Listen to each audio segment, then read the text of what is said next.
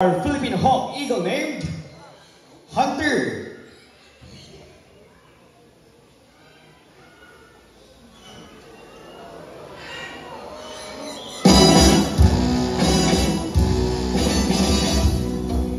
Nice catch, Hunter. So Philippine Hawk Eagle typically hangs from a perch, waiting for the right moment to swoop down its prey. So as you can see, Mr. James here is wearing a thick gloves, and that's to protect himself from the sharp and pointed talons of the bird. So Philippine Hawk Eagle may not be as famous as a Philippine Eagle, but they share majestic and powerful aura, earning the nickname of Little Philippine Eagle.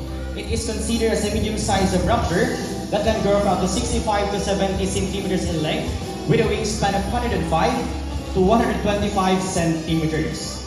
So a round of applause to our Philippine Hawk Eagle named Hunter.